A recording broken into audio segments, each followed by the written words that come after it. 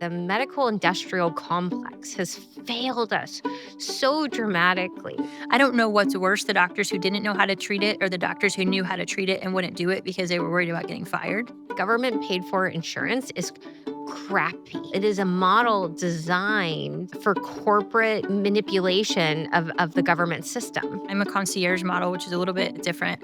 We're very proactive with our patients. We reach out to them every month if they're not being seen and just check in. 100% of people who can afford concierge medicine do concierge medicine. If you look at the expenditure of healthcare in our country, 10% is on prevention, 90% is on sick care. 90% is spent in the last 3 months of life. That is backwards.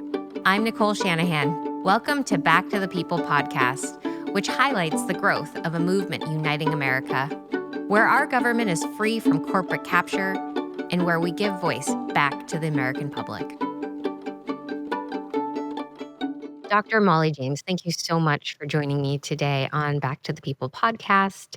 You have an incredible background. You're a board-certified general surgeon, critical care specialist with over 17 years of clinical experience, a former ICU physician.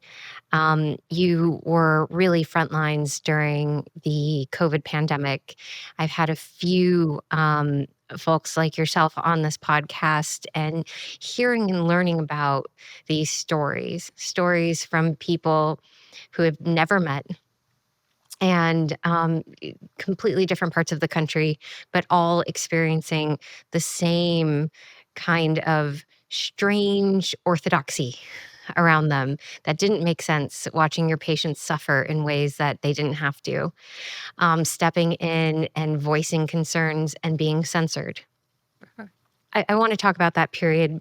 I also want people to know that we're going to be covering the James Clinic. So you've moved on and you founded the James Clinic, and you've treated over 3,000 patients during the COVID-19 Delta wave. And now the James Clinic is serving those who have been vaccine injured as well.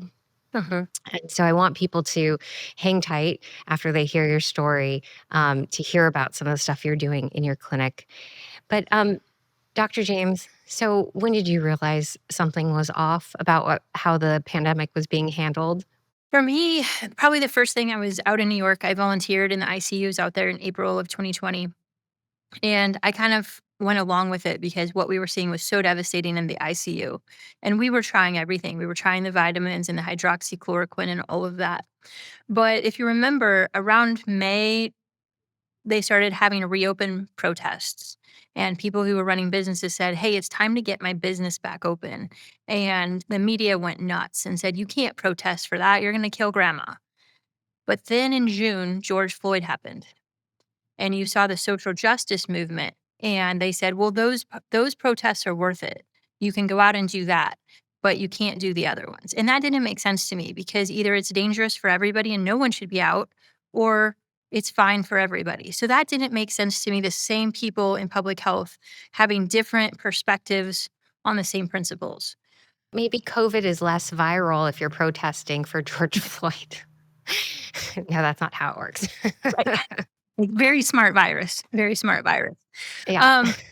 So in 2020, we were trying things and, our treatments started to get better toward the end of the year as the wave went away. We were starting to use high dose steroids and anticoagulants. And then in 21, when the vaccines came out, everything just shifted. Oh, for the first time in medicine, you were a bad person if you didn't do a treatment or an intervention. And I've never heard doctors say, in my world, I had it, that if you don't do this, you don't deserve treatment. You're not worthy of a hospital bed if you didn't choose to get a needle in your arm. Like, that's not how we talk. It was violating every ethical principle I knew. And the harder they pushed on the shots, the more resistance I, found myself fighting against. I've never seen hospitals post misinformation guides on the bathroom that you could read while you're in the hospital, um, and just pushing back and glorifying the people who opted to get a shot. So really the narrative changed. And along with that shift, my hospital orders were being questioned and removed without my permission. So I would order Pepsid or I would order ivermectin, and it would just get canceled by somebody, and nobody would talk to me about why that was.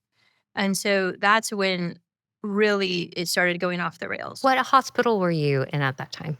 So I've been in a number of hospitals because I had an in-person job in St. Louis, 2 of them. I had a virtual job, so I covered about 10 different hospitals across about 5 states, and I was in, Queens, New York. You're in Queens, New York at the time. Mhm. So and the same thing happened in all of them. So it didn't matter who owned it, if it was county or private, it didn't matter. The same thing was happening across those. That's interesting, actually. You're the first that I've spoken with that during that period of time, saw the same thing happen across multiple hospitals, Mhm. Yeah. seemingly unrelated institutions. Totally unrelated. And, in early 21, I started prescribing ivermectin here and there for patients. And we didn't know the dosage at that time. And so I would get questions like, hey, we saw this. People are asking why you did it. And so I would send them the information. But as the 2021 progressed, then it was shutting off my orders, canceling my orders, questioning every order I placed at that point, and then just frankly telling me, you can't do that. So it escalated as the year went. And so when you were starting to get these orders canceled, did you take those concerns? Were you able to raise them to hospital administration? What was your kind of first line of response? Yeah, so I don't usually question people unless I'm pretty certain that there's something there to question, right? I always like to get my ducks in a row before we're going to escalate a situation. And when you're looking about an 80% mortality, you've got a lot of room for improvement. So as I saw, we weren't really making a dent in it with anything we had tried. FLCCC came out with the Math Plus protocol. And so there was actually a published study, and we started having published journal articles. I think there was one out of Broward County that said, hey, these people are living longer, they're doing better. And so I was able to actually bring evidence to the medical directors of the ICUs. And I remember one instance, I was literally, you know, through an email, patted on the head and said, hey, little girl, ivermectin has no place in this pandemic. So you can just put that away. You were one of the earliest on the ivermectin treatment protocol. Relatively, I give so much credit to the people who were way ahead of me because I didn't catch on till about 9 months into it, and really it was about 18 months in before I started using it appropriately and making a difference. So there's a lot of people who were on it from the very beginning, and I think they deserve more of the credit because they taught me how to do it. Yeah. No, it's a really interesting drug because again, it's been used for it's derived from soil, apparently, soil in Japan. Is that correct? Mhm. And it miraculously deworms a gut. So if there's a parasite, and it does it so gently without overwhelming the rest of the system. Um, why do you think it works during a COVID-19 infection? Yeah, there's multiple mechanisms that have been brought forth on that. And, when people say it's a horse dewormer, it can't do that. It's like it doesn't know it's a horse dewormer. It's just a chemical property, right? And they can act differently. I believe there's a lot of anti-inflammatory effects that we're seeing, and that really helps the people in cytokine storm. There were some issues where it would block so the virus couldn't invade the cells, and there was a mechanism where it inhibited viral replication. So there were multiple different mechanisms depending on which phase it was given in that we think it worked. Yeah, it still fascinates me. Have you seen any of the work on ivermectin's use in uh, COVID-19 vaccine injury as well?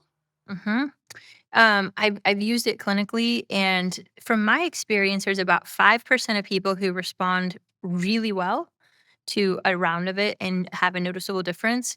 And for the other 90 to 95%, it's not a deal breaker. Um, and I say that because so many people online are, you just need some ivermectin, or you just need NAC, or you just need vitamin D. And there's people out there taking it that don't get benefit from that. And I feel like they'll give up if they don't know there's an algorithm you have to work through and escalate if you're not getting benefits. Yeah, interesting. What is the most common COVID-19 vaccine injury you've seen personally? Definitely the neurologic issues, and they span everything from headaches, neuropathy, insomnia in a few patients that just cannot sleep. I have a 40-year-old gentleman who is a computer programmer that cannot get out of the house. He has a severe mitochondrial injury. He is now so weak that he can't type on his keyboard. He has to dictate things on his phone. And if he would ever even think about leaving the house, he'd be in bed for 3 to 4 weeks. He can't speak. So that's probably the most severe injury I've seen. That's pretty awful. Yeah, I was just on the phone with someone on the board of React 19 today, and they distribute funds to the COVID-19 vaccine injured. They've actually distributed more funds, I found out today, than the government has. And have you seen statistics on what percent of the population has had an adverse reaction to the COVID-19 vaccine? The best data I've seen on that is probably from Ed Dowd and the Society of Actuaries. I think they estimate injury. I haven't seen the numbers recently, but maybe 10% of people who got a vaccine are injured. And then the number dwindles for how many are disabled and then how many are deceased as a result of the vaccine. That's a pretty large number considering how many tens of millions received doses. I would estimate that number to be 25 to 30 million based on what they're telling us how many people got a shot. That's a lot of people in need. A lot of people. A lot of people in need. What do you think about the response?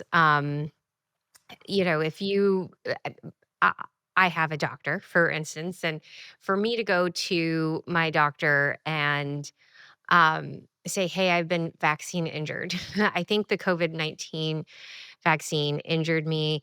Um, and then I list symptoms. There's not a lot that the average uh, clinical uh, doctor can do for you. All right, right. I mean, what are kind of the guidelines right now for treating individuals that come in claiming that they just haven't been right since they received the vaccine? Yeah, I think it depends what category of vaccine injury they fall into. They get spun through the system. So to me, this is the secondary gain of the system that injured people, and now they're profiting off of working them up. So if they have a neurologic injury, they're getting a brain MRI, they're getting a neurology consult, they're getting an EMG, they're getting a full workup and extensive lab work that's negative. And at the end of that road, it's like, well, you don't have these things. So good luck. We don't know what it is. So until the hospitals and the medical systems can acknowledge that ivermectin might be a treatment and that spike may be the problem, we're really not going to get anywhere on that. The cardiac patients, again, stress tests, echocardiograms, cardiac caths, they're getting all of these things, but they're not getting any treatment at the end of that because the things that may help them, supplements, IV infusions, ivermectin, those institutions are not offering patients. And it's so bad that I have a lovely patient that used to play tennis 3 times a week, worked out every day. She can't walk. She needs a walker. She can't talk. Her speech is broken. And the public health center told her, just come back in 6 months, it'll probably go away. She was dismissed so blatantly. And then her neurologist said, I don't know what it is, but it's definitely not your shot. Gosh. This is how much gaslighting is going on. I have a patient with a severe neuropathy and head pain that was told he has anxiety and prescribed Ativan. So, unfortunately, going the route that most people have access to is expensive and doesn't give people many answers. Dr. James, could you ever imagine that we'd be in a situation where it is so common for a medical professional to misdiagnose and mistreat their patients? Is this mass malpractice that we're seeing? Are we seeing the entire field of medicine fall apart under vaccine orthodoxy or big pharma orthodoxy? Yeah, I think what we're seeing is a result of physicians not being independent. They're being employed, and their employers are telling them what to do and how to do it and threatening them. I think I don't know what's worse, the doctors who didn't know how to treat it or the doctors who knew how to treat it and wouldn't do it because they were worried about getting fired. I know that's out there. What you have is a dumbing down of the medical system. And instead of teaching people how to think, they're teaching them what to think. And they're giving them check boxes and orders. And it's so bad that when you get lab results now in a hospital system, it literally has the medication under the lab result to just check the box to prescribe. Where do we go from here? So, if you had a direct line to, say, Dr. Oz, or a direct line to the CDC, what would you say to these guys? I think we need to get the people who are most successful at treating each condition to get a seat at the table. Like, let's start with the people who are successful because we don't really need to reinvent the wheel. Just find out what they're doing. There's people now who are saying they're treating cancer with ivermectin and fenbendazole, which is great. And a lot of those people are finding my clinic. I'm not seeing what they're seeing. So I'm not going to sit here and say it doesn't work. I want to know what they're doing different than what I'm doing because I want to emulate their results. So I think that's where we start. And we've got to get all the nonsense out of it. Medical students now are empowered to, they hurt my feelings. Um, we're asking pronouns from people who come into the hospitals, and their voting status and their pronouns and their COVID vaccine status is at the front of their chart. It has nothing to do with taking care of them medically. This is a problem, and it needs to get out of medicine, and we need to get back to ethics and principles. And we need to hold people accountable. If you violate your ethics, I don't care if you're employed or not, or your reason for it, you need to be held accountable for that. Where can people go to find that best practitioner out there in the field? Who is there It's really hard to find the authority, right? Like, I can tell you personally that as we are endorsing people to go and consult and advise the CDC and NIH, it's really tough to get consensus. Even in my own life, like finding somebody that I would refer to if they have a rapid onset cancer, or what's being called turbo cancer. I don't know who to send individuals to necessarily, or whose work to send them to. Like, you were talking about, there's very popular individual online who has the ivermectin fenbendazole protocol for cancer treatment. But I haven't seen anybody else replicate or publish on it. So it's really, really tough right now to get good advice, especially advice that I would be prepared to up level to the federal government to drive change nationally. Yeah. There's a few things. First of all, I think we need to take the muzzles off of doctors. We have to be extremely careful what we post on our websites. We have to be extremely careful of the claims that we make. So, in sharing what we're doing, I would be very aware of doctors who make promises that this works 100% of the time. If they can't give you real data and some uncertainty, um, they're not being honest with you because we can't guarantee how anybody's going to react to anything specific. And I would look for, I'm thinking now in like the ADHD, the PANS pandas, and the autism world, look for doctors who have full practices. Where basically everything is word of mouth in our world because that's just how it has to be because you can't say online what you're doing or how you're doing it, or you're going to be targeted by the medical boards or by your professional organizations, just like we were during COVID. We're in a tough situation, Mhm. a really, really tough situation. And, Dr. Mary Bowden almost lost her license due to using ivermectin to treat COVID patients. And then she even got, heavily criticized for how she was running her diagnostics. She was using saliva tests, and they worked though. And so it's such a challenging time for both wanting doctors to step forward with what they're finding works, Mhm. and then being able then to qualify the ones who do actually successfully step forward. Because it seems like the ones who actually do have a solution get muzzled, or worse. And the ones that are kind of out there, the loudest, Mhm. might not necessarily have all the answers, but they're getting away with making certain claims that are hard to replicate. Yeah. There's some celebrity in the medical world right now, people who've kind of risen to the top.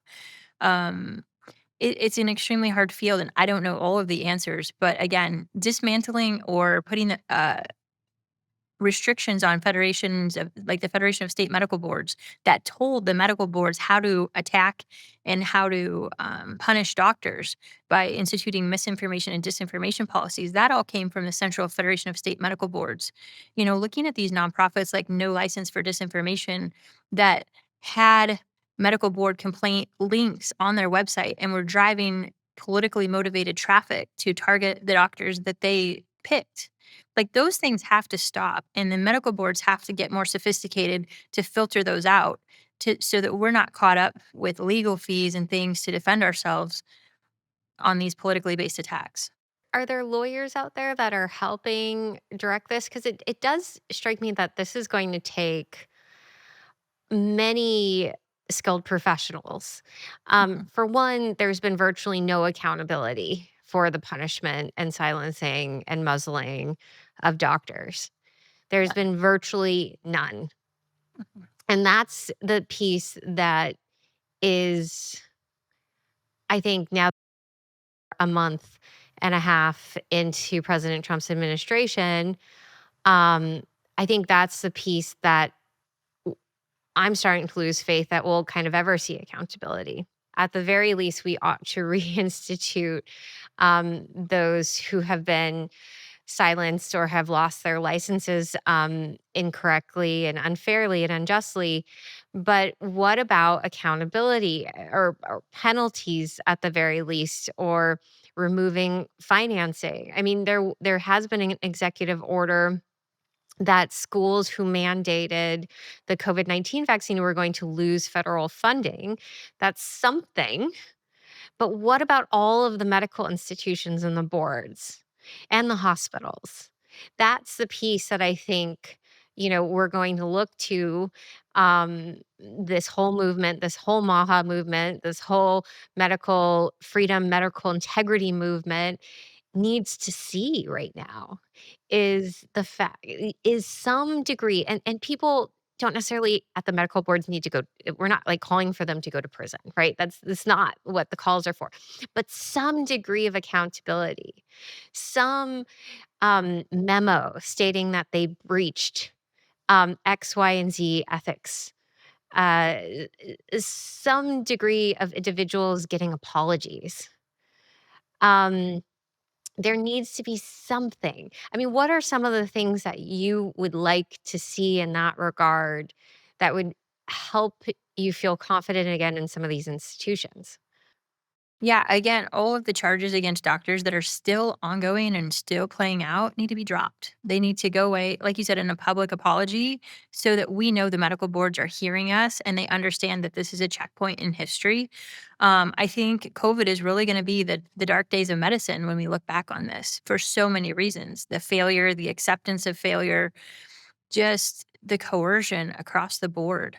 Um, there are certain people that maybe prison time wouldn't be a bad thing for. People who financially profited from this, people who were out there targeting. There was funding that went from the CDC to the CDC's foundation that were targeting doctors like Dr. Bowden and myself that had little keyboard warriors that were out there trying to discredit us. So those are the people that we need to find out who were they and make sure that funding stops. Yeah, who were they? And more importantly, who were their bosses? Who told them and who allocated the funds for these activities? I mean, that's the big question today is who are these people and what are their motivations and why are they seeking to destroy this country? Right. And I mean, it goes back to these financial incentives that are tied to insurance and things that pediatricians get bonuses based on what percentage of their practice they get vaccinated. When you look at the pay for performance indicators across the board in medicine that they've tried to institute, they don't actually monitor an outcome or reward for an outcome. They monitor and reward for a behavior. So they reward for prescribing a medication, not reducing, say, in diabetes, the A1C. So it's not outcomes measurement that we're getting, which would be really hard to do because patients have a right to make bad choices and not control their diabetes well. I mean, they have the right to do that. And the best doctors can only talk so much and, be so persuasive for people. Um, but the financial incentives are in the wrong place, even for well-intentioned doctors. So we need to look at that process and revamp that as well. Mhm. Yeah. Yeah. I would like to dream up a system in which doctors were rewarded for healing people. Yes. Well, and I think for doctors who are motivated by that, just the outcome of their patients is the reward. There are still people who are motivated by that. Yeah. Well, the ones that are doing it for the right reason. And it seems like there's fewer and fewer of those doctors around. I've heard of these communities with doctors like yourself and Mary Bowden, and you guys have found each other over the last few years from across the country, which to me is a great deal of relief that there is a community. I mean, maybe it's non-institutional. It's kind of a dream come true of practitioners that are like-minded in their pursuit of the truth, like-minded in their commitment to the Hippocratic Oath, like-minded in their um, questioning of bad policies that hurt the American public, and brave. And somehow all of you are brave, and you found each other. And prior to COVID, I don't think this community would have come together under any other circumstances. It's kind of been self-selecting, because some of the crimes committed were so egregious, and some of the stupidity, um, that doctors would just go along with because they were fearful. They were willing to act um, against what they believed was in their patient's best interest, but they were just fearful. So they did it anyways, which I think is the majority, sadly. It is, and that is a point for potential improvement is some kind of SBA or funding so doctors who are leaving medical school with 200, $300,000 in debt. I've heard it's even higher now for some people depending where they go, to get a small business loan so they don't have to go into a system and be an employee, but they can run their own practice. It's extremely difficult to get funding for that. So that may be a leverage point to get people out of the system or create a system that helps them manage it because we're not the best at business. um, You actually just gave me a business idea. I mean, what an opportunity. The number one thing I hear from people is, how do I find a good doctor for this? How do I solve for this ailment? What probiotic should I take if I'm feeling like this? Or, whatever. but, but there are no networks of doctors to go to. Like Kaiser is a network of doctors, right? If you are on the board of Kaiser, you're thinking about getting the best possible network of doctors to treat your patient base, so that people choose the Kaiser network or the Sutter Health Network here in California, or whatever, like, hospital system out there. It's a business. All of these things are businesses. And what the people want right now is the doctor network that you're a part of. People want honest doctors that are unconflicted by an institution that has been co opted and bought out by big pharma. People want truthful, good hearted, good spirited delivery of healthcare. And right now, you guys are this like giant informal network, probably the most valuable doctor network in the world right now because you're I independent. think it's pretty valuable. Yeah, you guys are pretty darn valuable. Now, if there were a smart entrepreneur in the healthcare space that wanted to figure out how to both protect you all, figure out what it is you all represent, and hmm create um a healthcare policy program out of what you all represent, hmm and people could buy into that. You could have people from, there could be local providers is what you could create this whole network nationally of local providers. You could create a telehealth network. I think it's a really great idea. If we could create a new plan for people to buy into, right? An insurance plan that would get you access to this particular um, cohort of doctors. I mean, Yes. that is a great business. If you're listening to this and you're an entrepreneur, or if you are a doctor within this network with entrepreneurial ambitions, I think this is really what needs to happen. And if we are going to make lemonade out of these horrible lemons that this last pandemic shed on us, uh, we have to figure out where the gift lies herein. And I think that the gift is that we now know who the good doctors are in the country and who are the really bad ones. And we've got to let the market decide. Yes, and I would like to see that as an alliance as opposed to just becoming corporate medicine too. Because there are physical therapists who want in, there are acupuncturists who want in, there are hospice that want in and part of this. There's a group trying to get this going as a cancer center and mimic the anthroposophic hospitals in Germany that treat cancer patients and treat a different way. I don't think I could ever step foot back in an ICU because I can't bring the tools that I have in my clinic into the ICU and use them. The hospital has hyperbaric. It would help 80% of their patients. They only use it for the 14 FDA approved indications that insurance pays for. So we have a lot of the tools, they're not being used because no one is brave enough to cross that off label, like use it in different ways and be creative threshold.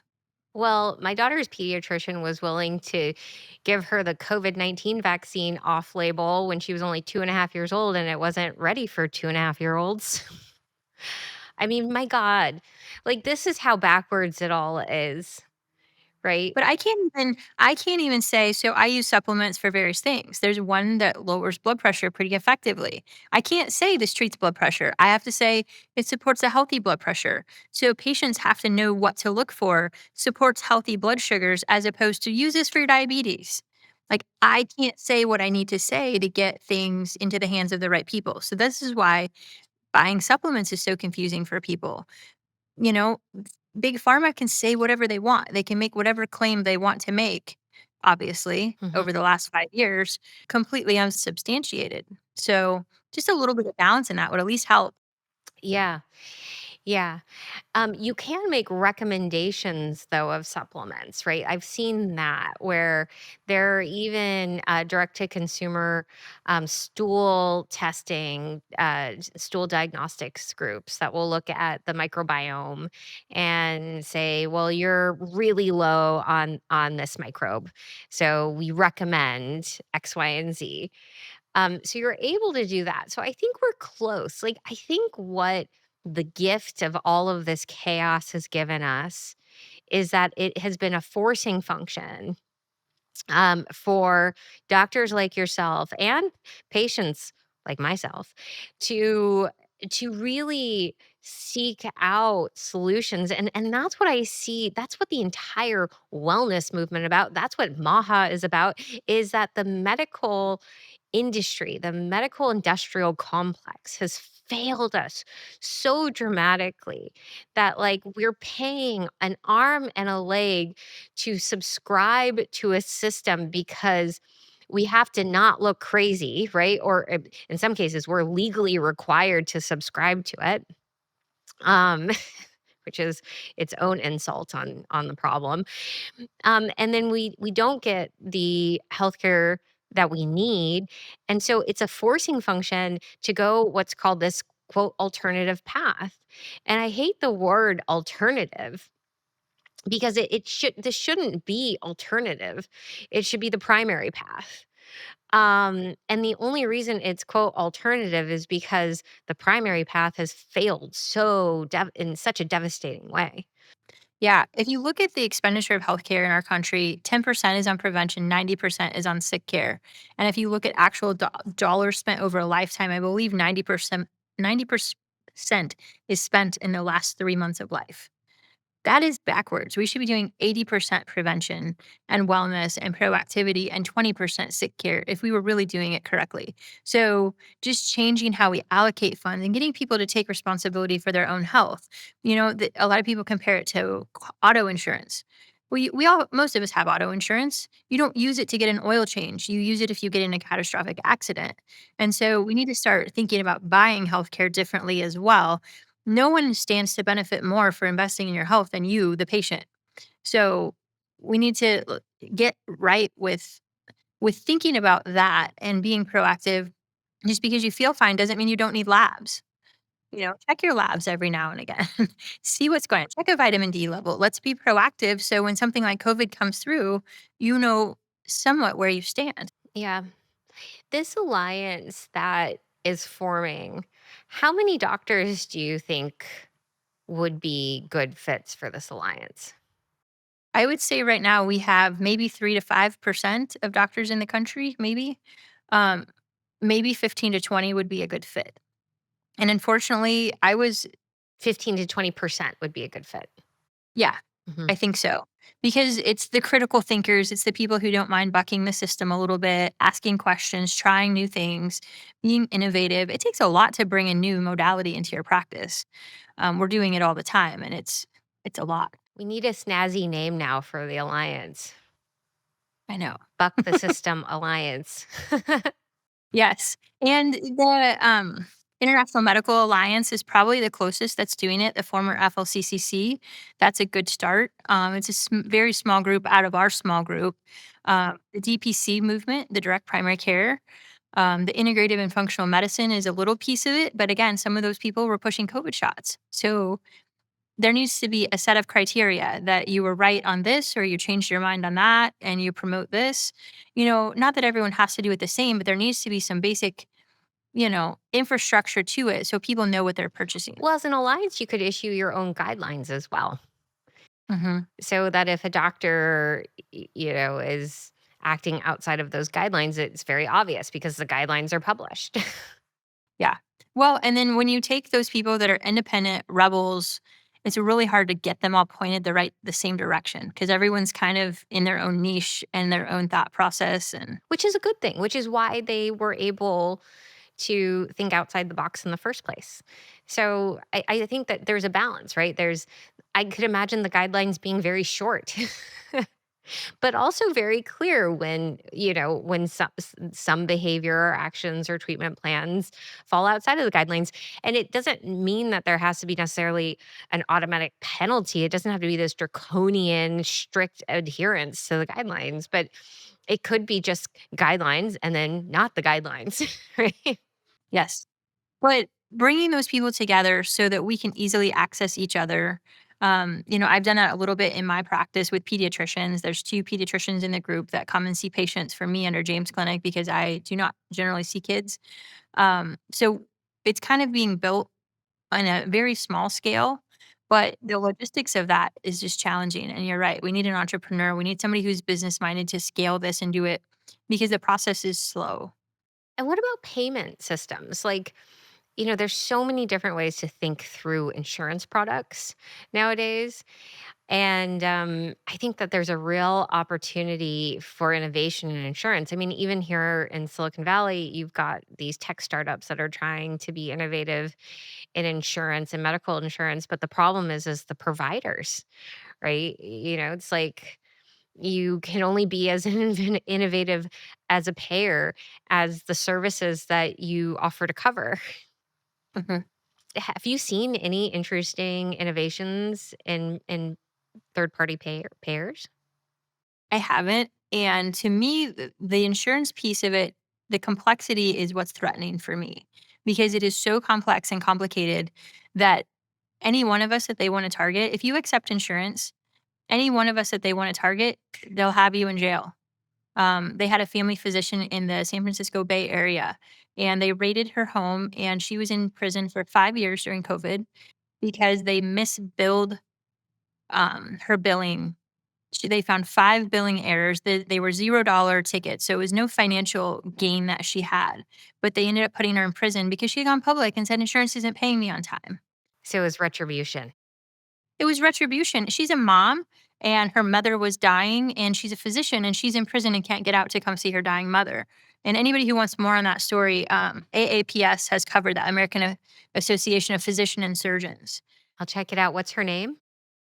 I don't remember. It's been a while since that story was in the forefront, but it was tragic. And so for me, the Medicare guidelines are so complicated Stanford Hospital has all kinds of billing issues. I mean, it's been publicly reported that they've had insurance billing.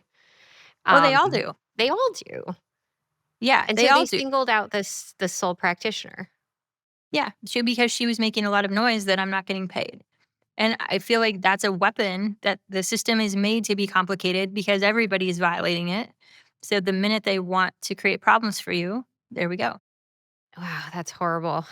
Um, so most of the doctors in your network then, to avoid that liability, don't accept insurance. Is that right? A lot of the people that I know are DPC, direct primary care. I'm a concierge model, which is I think it's a little bit different.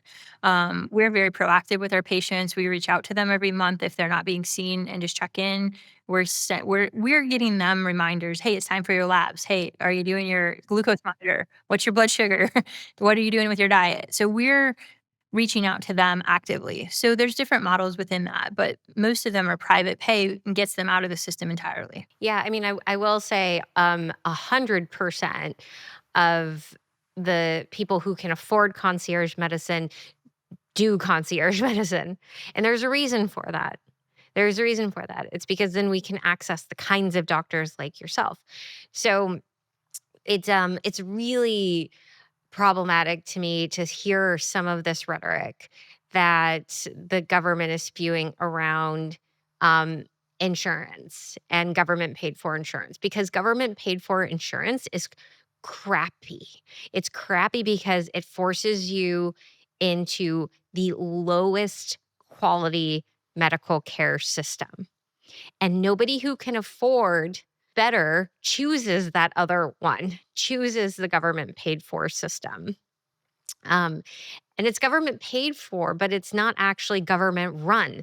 So then you have all of these private organizations that get away with so much because again, it's worse than a misaligned incentive model. It is a model designed for corporate um, manipulation of the government system.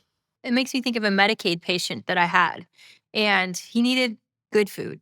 He was eating at a food pantry, and he had fatty liver, he had metabolic syndrome. What he needs is good food. Instead, he had multi-thousand-dollar a scope and a colonoscopy, and everyone was just taking their piece off of him, I felt like. And he needed good food. That was the answer to his problems. So we don't have a way to help those people that are at that operating level. And the fix is so simple. That is really sad to think that if you walk through the door of one of these institutions, Mhm. you're basically turned into a spreadsheet of who can take, Yes. right? Because what they're taking is government tax dollars from people Mhm. through this conduit of this individual.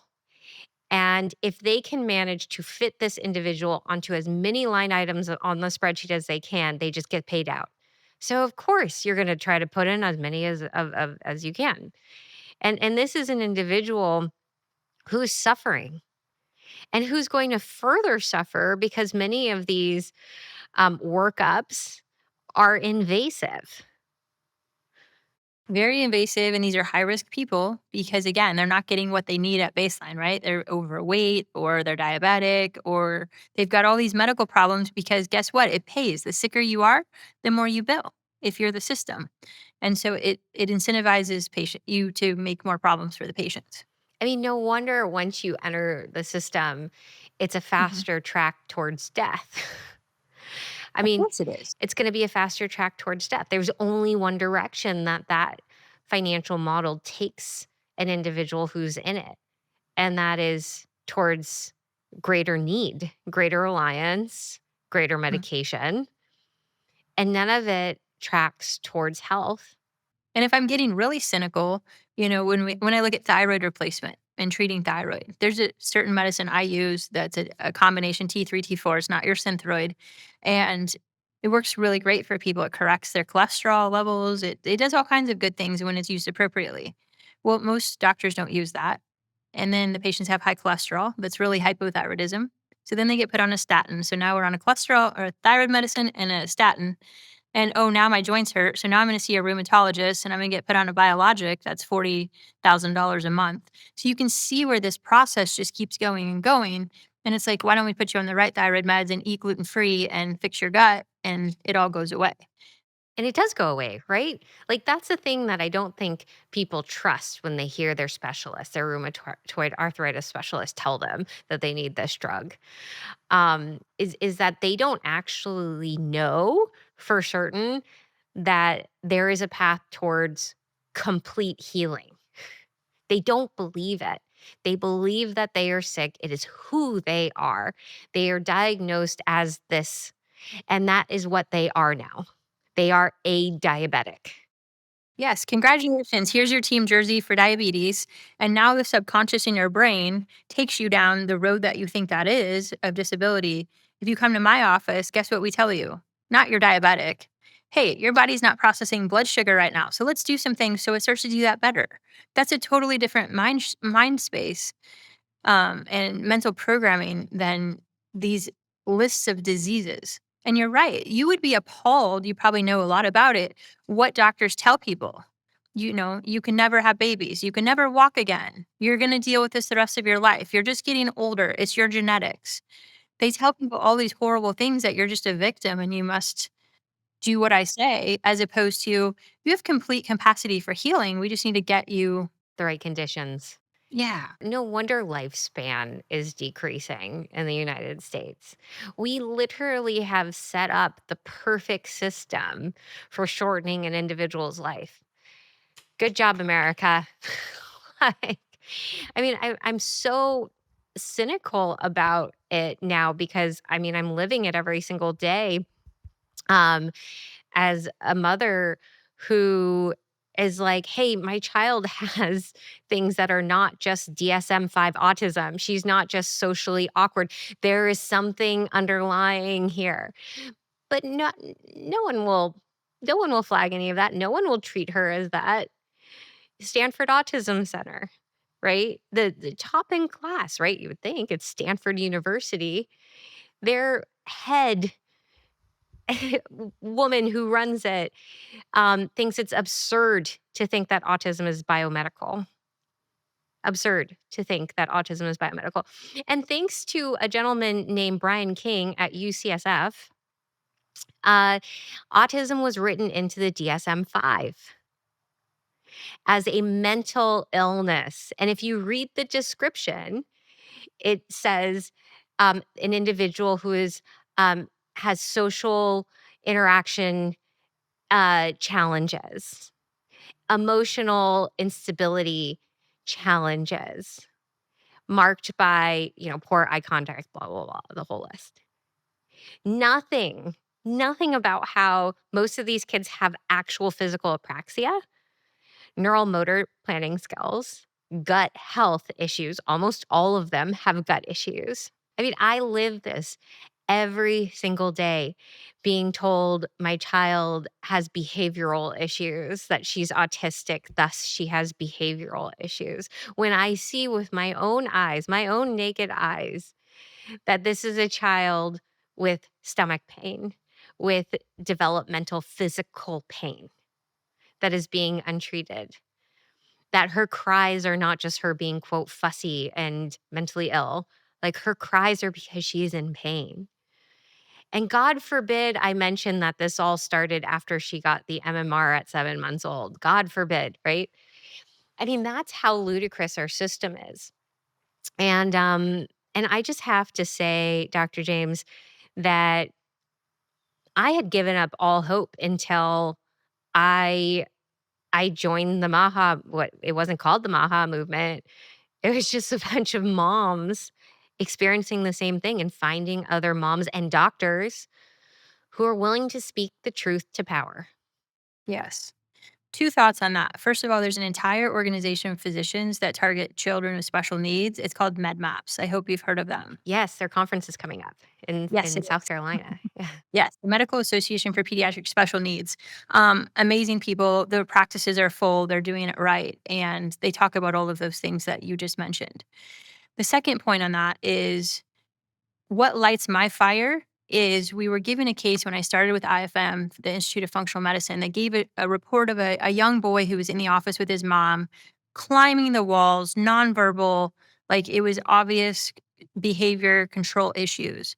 And the doctor said, "Well, I don't know what to do, but maybe stop giving him milk. There's something with that, and here's some vitamins." I don't remember. I think it was folate. And they showed a video of the child 3 weeks later that said, "I love you, mom," and was sitting calmly. It may have been folinic acid. It might have been. Yeah. It's been a yeah, but it was a dramatic turnaround, and this child had been to every pediatric specialty center in on the West Coast, and so they brought the case to be presented at grand rounds, and the institution refused. And I hear this over and over and over when there are patient successes, doctors at institutions in positions of power tell the patients, "Don't tell anybody about this," and they won't report on it because in the cancer world, we don't wanna give false hope to people. Hope is all you have when you have a cancer diagnosis or Yes, any serious diagnosis. Hope is a very powerful tool. We know that because of placebo effects. it is. And I have patients every day that tell me, "My doctor said if I don't do their 2 chemos in my arm, I'm gonna die in 18 months." How do you know that? How does someone know that? I don't know that. Well, and chemo has a very high failure rate, and they're willing to go that route to give people hope. Yeah. So just the quashing of these optimistic, these successes, these good stories, these outliers. If I see an outlier, I want to know what did they do? And let's try it in other patients and see if we can replicate it. That's where we should be going to make these successes more common. Yeah. Do you think that this alliance, this potential alliance, would be able to start reporting out those N of one success stories? I think we have them now. It's just where do you put them? Because most of the journals are corrupted and they won't. First of all, case reports are harder to get reported anyway, and they strongly favor positive drug studies over anything else. And so we need a place to publish those, and we've all got lots of them. So I You think, do have lots of them. Ugh, what a rich data source. I mean, that's the data that I think everyone really wants. I mean, how wonderful would it be to be able to sift through all of those individual success stories? yeah, Apply a little machine learning. I mean, like, let's talk about AI. Like, hey, Stargate, I got an AI project for you. I got all these people who have been healed. yeah, I mean, and that's you know, when we think about healing, I'm a new Christian, and I think about how healing is such a dominant part of the Bible and such a dominant part of the story of Christ. And that was really what Christ came to inspire, was a path towards healing. but if you look at institutional medicine, they're trying to even these religious institutions, they kind of tack it on as an afterthought. It's not part of the process. And they're trying to remove all the humanity, all the individuality, all the spirituality out of healing, all of the energy out of it, and make it a business. And you can't do that. Well, I mean, certainly there wouldn't be a New Testament if that's how Jesus went about his days. I mean, at all. Like, I mean, there's nothing special about that methodology of cold, sterile treatment that has other comorbidities and risks. I mean, there has to be an element of the individual that comes first, that the individual's healing comes as a priority. And again, I think that that is part of what unites this group of doctors that you're a part of, this movement that you're a part of, is that you guys somehow have this moral compass, and it has survived a massive test. Not enough can be said about that. Books have been written about it. We've long applauded that character trait in individuals, but um, that is what this is. This is a group of individuals that have emerged through such devastating trials. I mean, really tested in ways that none of you all ever thought would happen. Yeah. And for people listening, it's not the big stuff, right? It's not going before the medical boards. That was the hard part. Like, that's just something we deal with. It was the everyday awkward encounters that I had to have with people. For example, if they were wearing a mask or there was a situation, it was standing up, in your kid's school or for your coworker or just pushing back on the little things. That's the discomfort in your life on a daily basis. That's what people need to get used to. Mhm. Yeah, That's the hardest part. it really is the hardest part. Well, I'm happy we had this conversation. Dr. James, is there anything else you wanted to share with me about this exciting new development of this future alliance with a great insurance model that makes total common sense? Gosh, I would love to see that. For anybody out there, just if you're stuck in a spot and you're not getting answers, keep advocating for yourself because you might not be finding the right people and maybe you pray about it, but just keep trying to get directed to the right people that can help you and it's always worth it to try to get your health back. So keep looking, keep searching, keep hoping you'll find it at some point. Yeah. And there are still good doctors living in silence that haven't yet figured out that they can leave the system. And I know that there are some even within the system that are treating patients kind of underground and quietly and alternatively. And I want to just highlight to those, thank you. Thank you for doing that. You're kind of within this fascist regime. And you're kind of this underground um, provider of care. And we appreciate that too, because we know that not everyone can take the financial risk of standing up against the monster. Yes. And it's lovely when we find those doctors to help us on the inside. It's great. It's really great. Well, Dr. James, thank you. Keep it up.